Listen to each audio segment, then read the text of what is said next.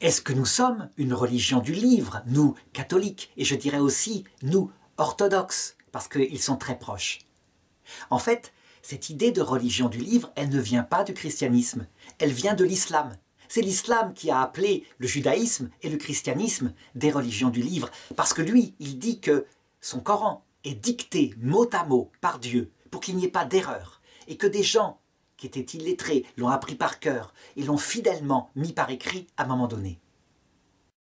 Ensuite, c'est la réforme protestante au XVIe siècle qui, se débarrassant de la tradition qu'elle disait humaine, a dit « Nous sommes une religion du livre, nous ne garderons que la seule écriture, sola scriptura ».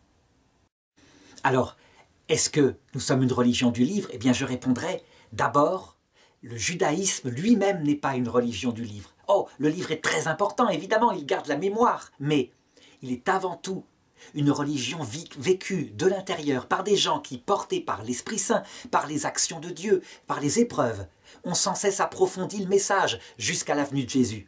Il suffit de comparer la doctrine de Moïse, qui lui enseigne que le salut, c'est de conquérir une terre avec une épée de fer, une terre qui est un paradis. Et il ne parle jamais de la vie après la mort, au point que ses disciples, les Sadducéens, dans l'Évangile, affirment qu'il n'y a pas de vie après la mort, puisque Moïse n'en parle pas.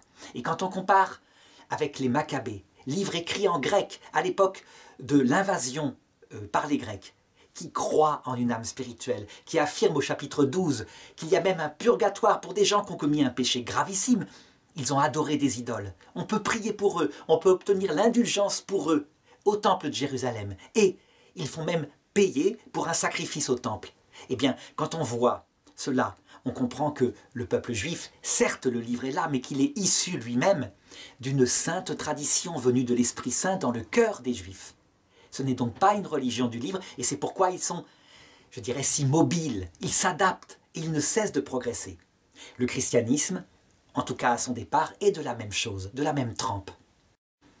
Quand Jésus est parti, il a dit « Je vous enverrai un paraclète, l'Esprit Saint, l'Esprit de vérité, qui vous rappellera tout ce que je vous ai dit. » Et donc, au tout début, il n'y avait rien d'écrit.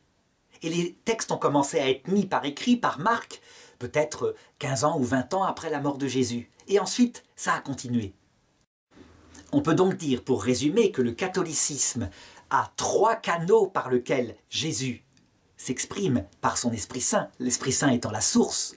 Premièrement, la sainte tradition. Donc c'est la vie de l'Esprit Saint dans le cœur des saints. Il rappelle aux saints ce qu'il faut comprendre. Ce canal-là n'est pas infaillible. On peut confondre l'Esprit Saint avec son propre esprit, et c'est tout à fait normal. Un deuxième canal, c'est l'Écriture. Et l'Écriture, en ce qui concerne la Bible, ne marque que ce que, infailliblement, l'Esprit Saint veut, mais uniquement sur un point, la doctrine du salut. Donc, comment aller au ciel et ce que c'est que le ciel. Sur d'autres points, non, il n'y a pas d'infaillibilité. Les hommes peuvent se tromper dans leur écrire ou écrire avec leurs mots d'époque. Et c'est peu important. Donc il ne faut pas prendre la Bible, l'Ancien Testament, comme un livre de sciences, de physique nucléaire, etc. Ces 2 canaux ensemble, tradition et écriture, sont le fondement de la théologie des orthodoxes.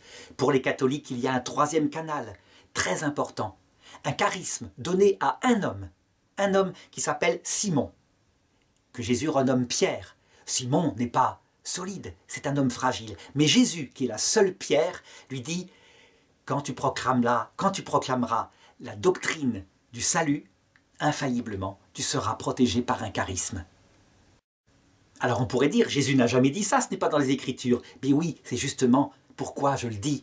Parce que l'Esprit Saint, qui continue d'agir dans l'Église, l'a affirmé durant le premier concile du Vatican. Il y a un charisme d'infaillibilité dans la personne du successeur de Pierre. Ce charisme ne vient pas du successeur de Pierre, il vient du Christ et il ne s'exerce que quand, comme pape, un pape prononce solennellement ou de manière ordinaire ce que c'est que le salut et comment obtenir le salut.